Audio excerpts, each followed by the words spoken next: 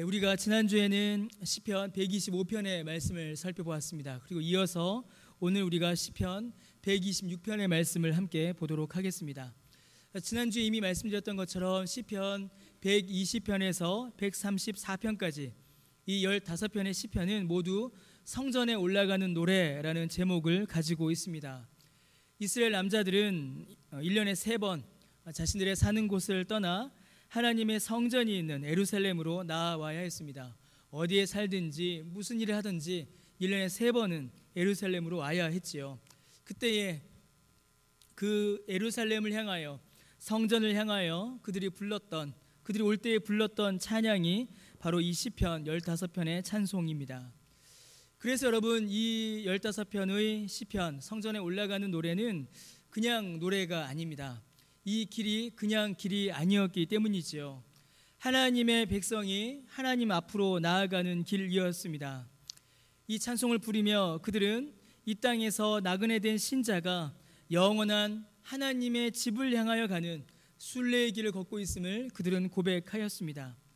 믿음으로 이 땅의 삶을 살아가는 성도의 여정이며, 더하여 그 마지막 날, 이 모든 여행이 마치는 날 하나님의 영광을 뵙고 누릴 것을 믿는 믿음의 고백이었습니다. 순례자의 노래요, 신자의 노래요, 성도의 노래요, 천국을 소망하는 믿음의 노래요, 오늘 이 땅을 살아가는 또한 힘의 노래가 바로 이 시편의 찬양들입니다.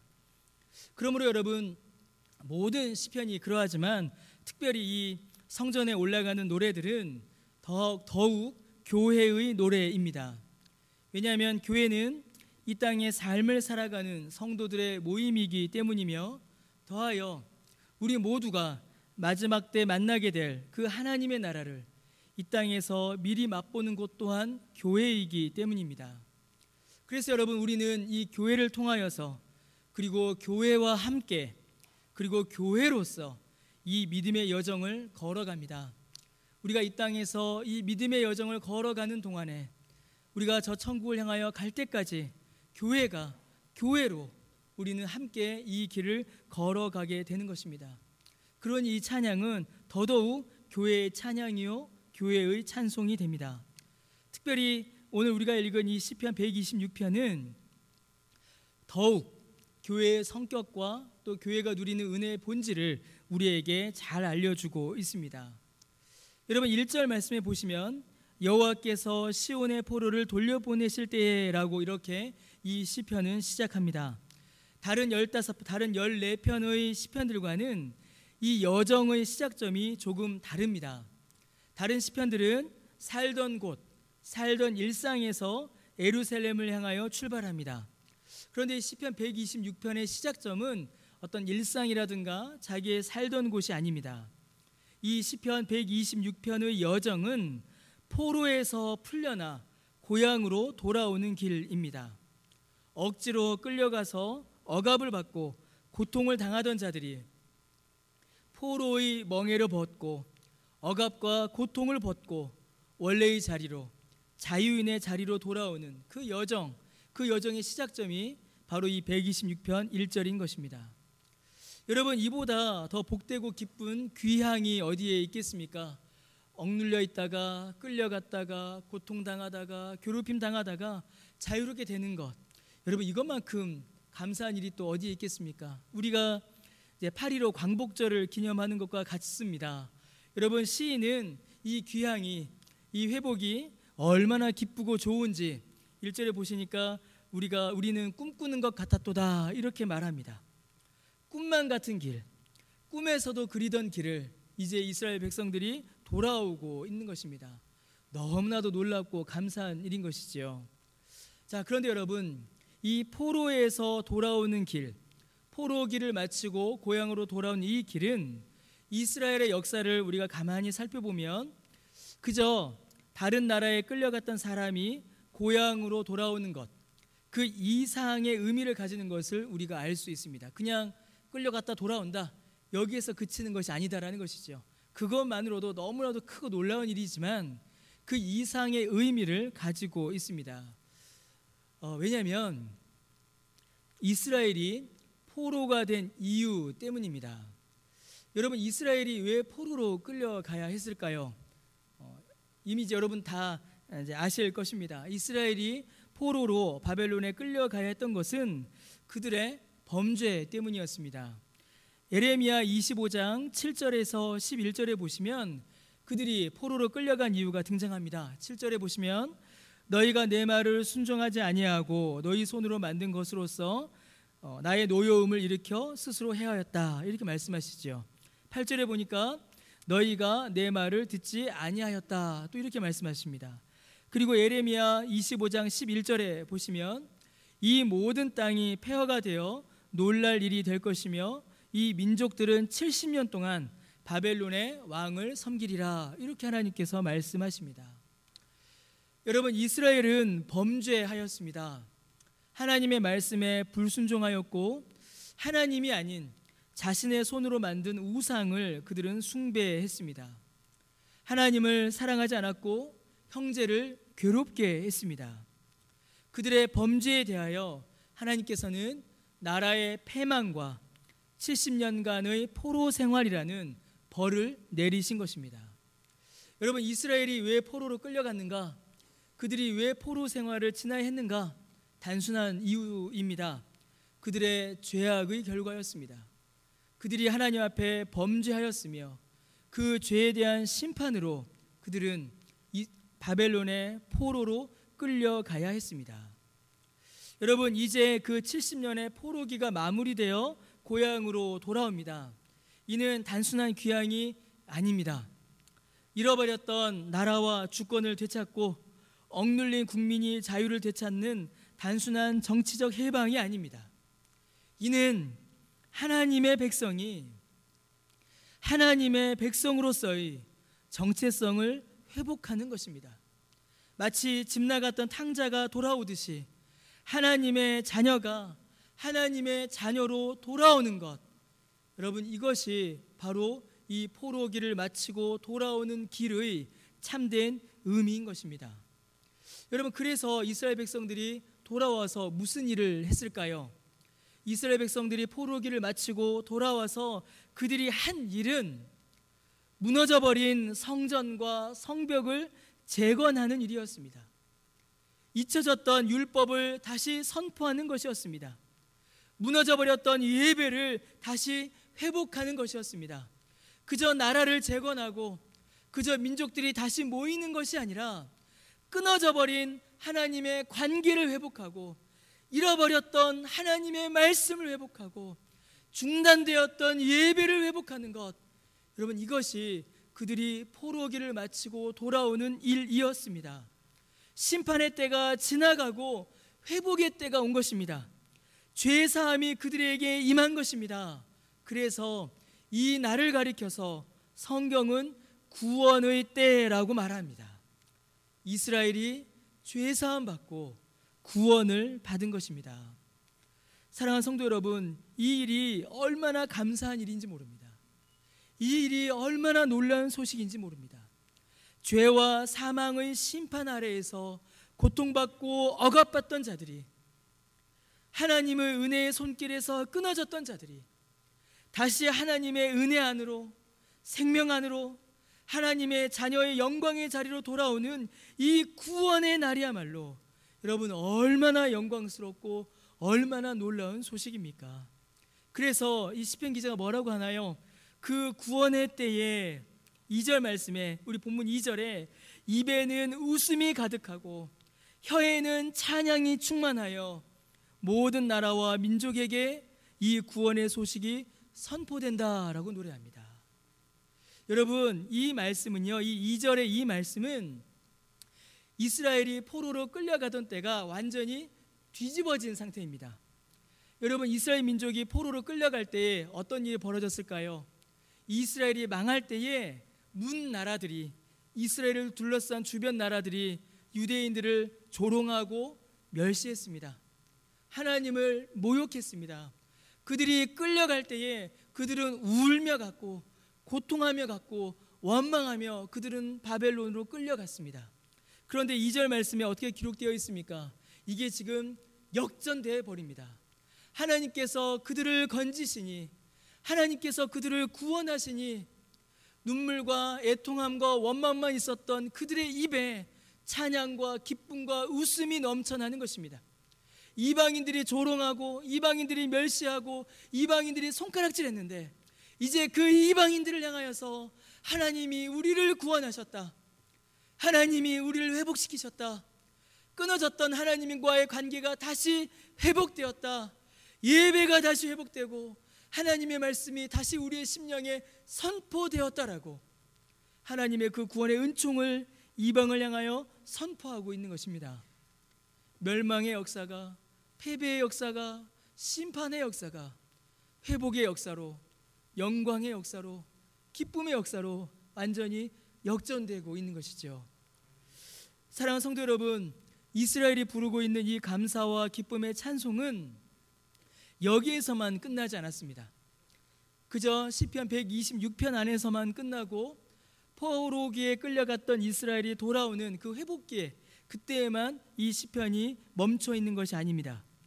여러분, 이 시편의 이 찬송은 신약 시대에 그 의미가 더욱더 분명해지며 온전히 이루어지고 더하여 다시 한번 모든 민족과 방언과 나라 가운데 선포됩니다. 그리고 그 역사의 중심에 교회가 있습니다. 바로 사도행전 2장에 기록된 교회의 역사입니다. 여러분, 주님께서 모든 구원의 역사를 이루시고 승천하셨습니다. 그리고 오순절 날에 주님의 제자들이 한 곳에 모여 기도하였습니다. 그때에 성령이 불처럼 교회와 모든 성도들에게 임하셨습니다. 주께서 약속하신 성령이 그곳에 있는 주님의 제자들에게 임하셨고, 성령이 임하시자 그들이 권능을 받았으며, 그들이 권능을 받자 그 제자들이 밖에 나가서 외치기 시작합니다. 서슬퍼런 로마의 칼날도, 기세 등등한 유대인들의 비난과 핍박도 그들을 막을 수가 없었습니다. 성령이 임하시고 권능을 받으셨으니 누가 그들을 막을 수가 있겠습니까? 그 제자들이 온 힘을 다하여 그들이 나아가 외칩니다. 그들이 무엇을 외칠까요?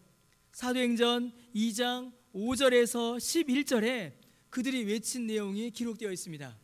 그들은 밖에 나아가 하나님의 큰 일을 외쳤습니다.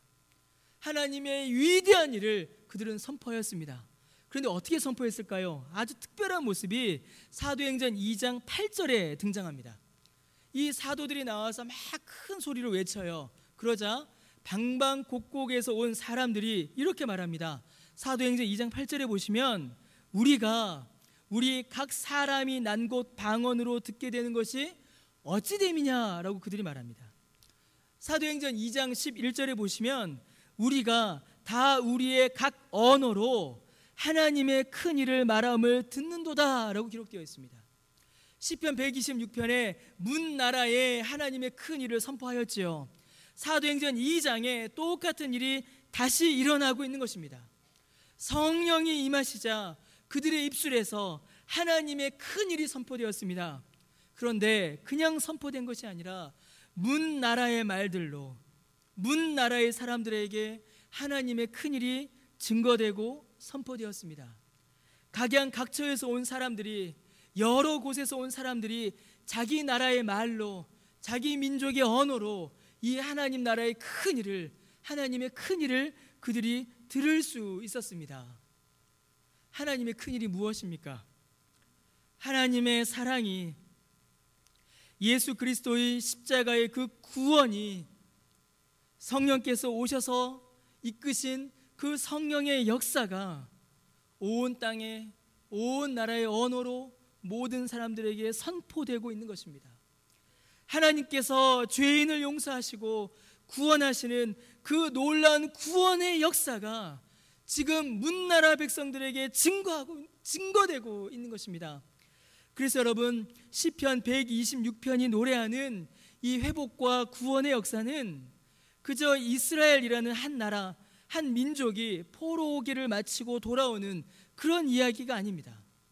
시편 126편이 노래하는 이 구원과 회복의 역사는 하나님께서 창세 전에 정하사 예수 그리스도의 십자가를 통하여서 이루시고 성령께서 사역하사 그 은혜를 누리게 하신 바로 그 구원의 역사인 것입니다. 그 구원의 소식인 것입니다. 예수 그리스도의 그 생명의 복음을 시편 126편은 전하고 있는 것입니다. 죄와 사망의 포로되어 고통받던 자가 예수 그리스도의 십자가 보혈로 깨끗하게 되어 성령의 능력으로 구원을 받는 이 구원의 역사, 이 회복의 역사, 이 생명의 역사를 시편 126편이 노래하고 사도행전 2장이 기록하고, 그리고 오늘 우리가 찬양하고 찬송하고 기억하고 그 은혜를 누리게 되는 것입니다. 사랑하는 성도 여러분, 만약 혹시라도 아직도 우리 중에 함께 예배하신 여러분들 중에 아직도 예수 그리스도를 믿음으로 말미암아 생명과 구원의 역사를 누리지 못하는 분이 계시다면, 오늘 이 시간 성령께서 그 마음 가운데 역사하셔서 예수님을 구주로 믿어 자유케 되는 이 회복의 역사를 누리시기를 간절히 주님의 이름으로 축원합니다. 아직도 죄와 사망의 포로되어 세상의 종되어 이 생명의 복음을, 하나님의 자녀가 되는 이 영광의 복음을 내 것으로 내 마음 가운데 소유하지 못하신 분 혹시 계시다면, 주께서 오늘 역사하사 그 마음 가운데에 예수 그리스도의 보혈의 그 공로를 믿어 하나님의 자녀 되는 권세를 누리시는 그 구원의 역사가 오늘 이 자리에 충만하시기를 주님의 이름으로 다시 한번 축원합니다. 여러분, 하나님께서 주시는 은혜는 여기서 그치지 않았습니다. 하나님께서 이스라엘 백성들을 포로기로 마치고 가나안으로 불러들이셨죠. 자, 가나안으로 들어온 이스라엘 백성들에게 이제 너희들 알아서 살아라 라고 하지 않으셨습니다. 시편 126편도 마찬가지입니다. 하나님께서 우리를 포로에서 돌이키셨으니, 우리를 가나안으로 돌아오게 하셨으니, 자, 지금부터는 우리가 알아서 살겠습니다. 하나님 이제 우리에게서 손 떼세요 라고 그렇게 기록하지 않고 있습니다.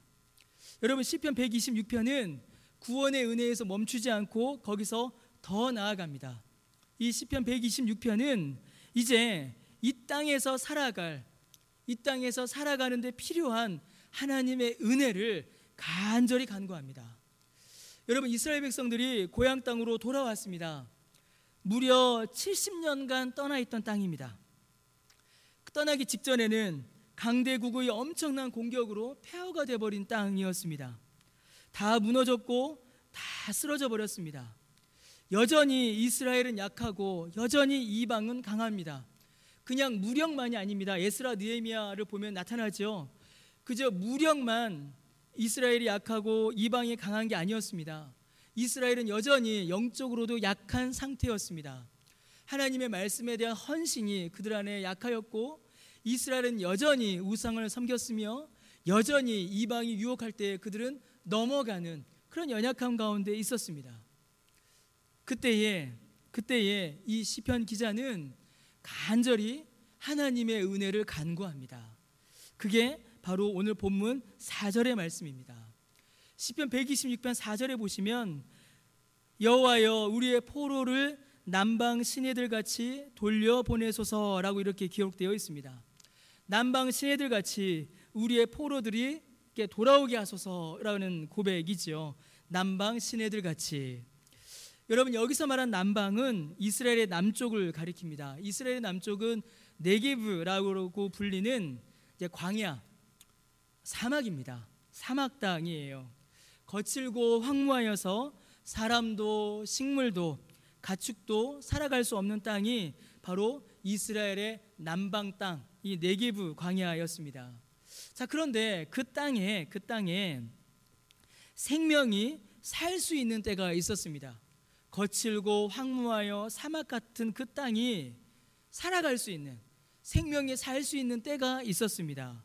언제냐면 바로 이 남방 땅에 그 광야에 시내가 생길 때입니다. 물이 흐를 때입니다. 물이 흘렀습니다. 여름철에는 그 땅이 매우 건조했습니다. 그런데 겨울에는 그 땅에 풍성한 비가 내렸습니다. 비가 하늘에서 쭉 내리는 겁니다. 가물어 메마른 땅에 단비가 내린 것이죠. 실제로 그런 일들이 이 이스라엘 남방 네게브에 일어납니다.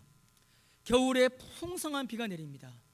그 비가 내리면 광야를 적시고 사막을 적시고 흘러 넘쳐 시내를 이루었습니다. 강을 이루었습니다. 그때의 사람들이 그 사막에서 살아갈 수 있었습니다. 거칠고 황무하여 식물이 자랄 수 없는 그 땅에 비가 내리고 시내가 생기고 강이 흐르면 식물이 자라고 가축이 물을 마시며 생명을 보존할 수 있었던 것입니다. 사랑하는 성도 여러분, 포로기를 마치고 돌아온 이스라엘의 형편은 바로 이 남방 광야와 같았습니다. 돌아오긴 했습니다. 그런데 그들 앞에 놓여져 있는 땅은 황무지와 같았고 사막과 같았습니다. 일단 그들은 돌아오긴 했습니다. 그런데 막막했습니다.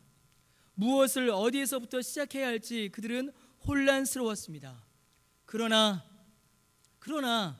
그들에게는 소망이 있었습니다. 그들에게는 소망이 있었습니다. 하나님께서 비를 내리시면 광야 같은 저 땅에도 생명의 시내가 흐르듯이 하나님께서 은혜를 주시면 광야 같은 현실도 사막 같은 현실도 그들은 바뀔 것을 믿은 것입니다.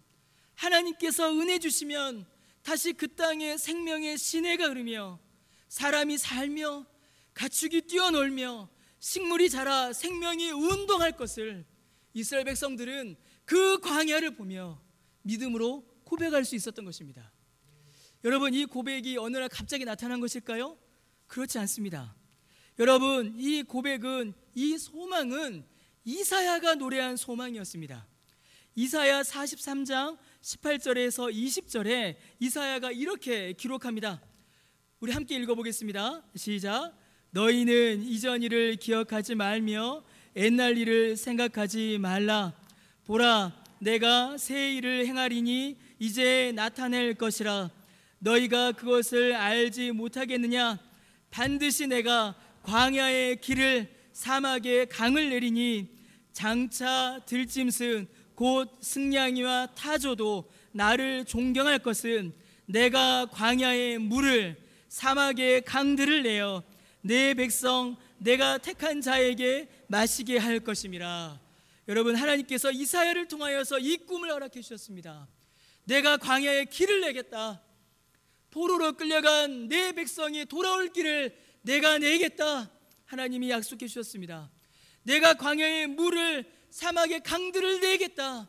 그리하여 돌아온 내 백성들이, 돌아온 내 자녀들이 그 물을 마시고 그 물을 뿌려서 그 땅에서 살게 하겠다라고 하나님께서는 이사야를 통하여서 이 놀라운 비전을 보여주셨던 것입니다.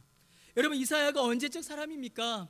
이스라엘이 망해가던 때에, 이스라엘이 멸망해 가던 때에 하나님의 말씀을 전한 선지자입니다. 범죄 가운데에 하나님의 구원의 약속을 선포한 선지자인 것입니다. 여러분, 이 소망이, 이 비전이, 이 꿈이 이스라엘에게 힘이 되었습니다. 이 꿈이 이스라엘에게 소망이 된 것이며 이 소망으로 이스라엘이 앞으로 나아갈 수 있었던 것입니다. 그래서 어떤 일이 벌어졌을까요? 그래서 이스라엘 백성들은 오늘 시편 5절 6절의 말씀처럼 눈물을 흘리며 씨를 뿌릴 수 있었습니다. 그들은 눈물을 흘리며 씨를 뿌릴 수 있었던 것입니다. 그들은 고난과 염려와 불안 중에서도 이 믿음의 씨앗을 그들의 삶에 뿌릴 수 있었습니다.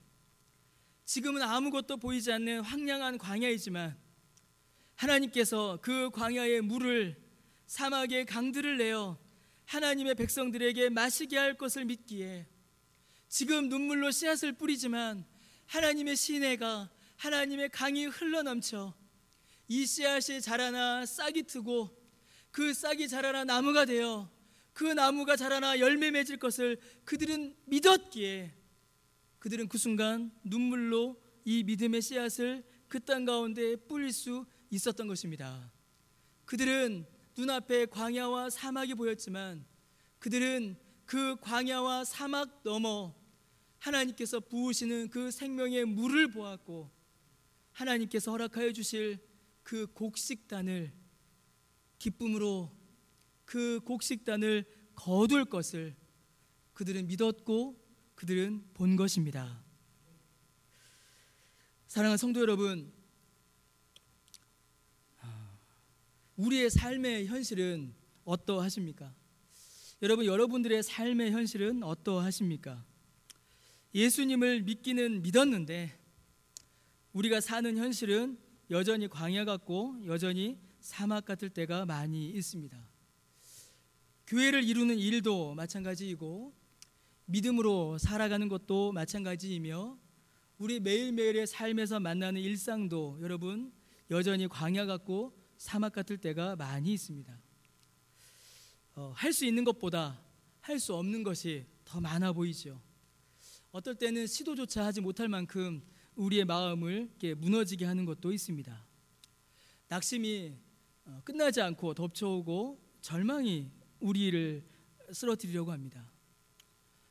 비난과 공격을 우리가 맨몸으로 당해야 할 때도 또한 있습니다. 예수 믿는 믿음으로 이렇게 좀 견고히 살아가고 싶은데, 예수 믿는 믿음으로 좀 이렇게 뚫고 나가고 싶은데, 그러기에는 너무나 연약한 우리의 모습도 보게 되고 내 연약한 것보다 훨씬 강한 세상의 공격도 우리는 보게 됩니다. 믿음으로 살려고 하는데 쉽지가 않지요. 하루하루가 쉽지가 않습니다. 복음을 전하는 일도 너무 어렵습니다. 복음을 전하고 말씀을 가르치는 일들, 전도하는 일들 정말 어렵습니다. 참으로 눈물로 씨앗을 뿌려야만 합니다. 사랑하는 성도 여러분, 그러나 우리는 눈물로 씨를 뿌릴 수 있습니다. 우리는 오늘도 눈물로 이 믿음의 씨앗을, 복음의 씨앗을, 말씀의 씨앗을 광야 같은 우리의 현실에, 사막 같은 우리의 삶에 우리는 또한 뿌릴 수 있습니다. 왜 뿌릴 수 있습니까? 하나님께서 광야 같은 우리의 현실에, 사막 같은 우리의 삶에 강들을 내실 것이기 때문입니다. 하나님께서 광야의 물을, 사막의 강들을 내어 그 백성을 마시게 하시고 그 백성과 자녀들에게 생명을 주시며 살게 하실 것이기 때문입니다. 왜 그러실까요? 왜 하나님께서 물을 내시고 강을 내시고 살게 하실까요? 우리가 아까 이사야 43장 20절까지 봤죠. 하나님께서 그렇게 하시는 이유와 목적이 이사야 43장 21절에 기록되어 있습니다. 이사야 43장 21절에 보시면요, 뭐라고 기록되어 있냐면, 우리 함께 읽겠습니다. 자, 시작. 이 백성은 내가 나를 위하여 지었나니 나를 찬송하게 하려 합니다. 이게 목적입니다. 왜 하나님께서 광야 같은 내 삶에, 왜 하나님께서 사막과 같은 내 현실에 성령의 단비를 내리셔서 시내를 내게 하시고 강을 내게 하십니까? 왜요? 하나님 찬송 받으려고 그러시는 겁니다. 하나님께서 영광 받으시려고 하시는 것입니다. 하나님께서 우리로부터 영광과 찬송을 받기를 원하시기에 우리가 하나님께 영광을, 찬송을 올려드릴 수 있도록 우리에게 강을, 우리에게 시내를, 우리에게 생명수를 하나님께서 허락하여 주시고 오늘도 부어주시며 오늘도 우리 안에 넘치게 하시는 것입니다. 그러니 우리는 오늘 또다시 눈물로 씨앗을 뿌릴 수 있는 것입니다. 그래서 오늘 우리는 또다시 눈물로 말씀의 씨앗을 뿌릴 수 있는 것이고, 또다시 오늘 우리는 믿음의 씨앗을 뿌릴 수 있는 것입니다. 이 씨앗 뿌리면 이거 자라서 하나님 영광 받으시고 하나님 찬송 받으시고 기쁨으로 우리는 그 단을 거둘 것을 확신하기에 오늘 또 우리는 이 찬송을 부르며 믿음의 씨앗을 뿌려가는 것입니다. 사랑하는 성도 여러분, 이스라엘의 여정이 눈물로 씨를 뿌리는 길이었습니다. 붙잡혀 갈 때도 눈물이었고 돌아올 때도 눈물이었고 돌아와서도 눈물로 씨를 뿌려야 했습니다. 그리고 사랑하는 성도 여러분, 또 교회가, 오늘 우리가 또 눈물로 씨를 뿌려야 합니다. 믿음으로 살아가는 길이 고됩니다. 그러나 우리는 또다시 이 말씀을 붙들어야 하고 또 다시 우리는 복음을 증거해야 하며 또 다시 우리는 죄와 맞서 싸워야 합니다. 우리를 낙심하게 하고 우리를 절망하게 하고 믿음을 포기하게 만드는 도전에 우리는 맞서야 합니다. 여러분, 이 도전이, 이 싸움이 쉽지 않습니다. 그러나 그러한 중에도 우리가 소망을 잃지 않고 확신할 수 있습니다. 하나님이 주시는 이 시내가, 하나님이 주시는 이 강이 우리를 이기게 할 것이고 우리를 강하게 할 것이다. 우리가 마침내 기쁨으로 단을 거둘 것이다. 여러분, 이것을 우리가 확신할 수 있습니다. 어떻게 확신할 수 있는지 아십니까? 어떻게 확신할 수 있냐면 우리보다 먼저, 그리고 우리를 위하여 눈물로 씨를 뿌리고 기쁨으로 풍성한 단을 거두신 분이 계시기 때문입니다. 누구실까요? 예수님이십니다. 예수님이 우리보다 먼저 눈물로 씨앗을 뿌리셨고 기쁨으로 그 단을 풍성히 거두셨습니다. 여러분, 예수님은 눈물로 씨를 뿌리셨습니다. 저와 여러분의 마음에 말씀의 씨앗을, 복음의 씨앗을 뿌리셨지요.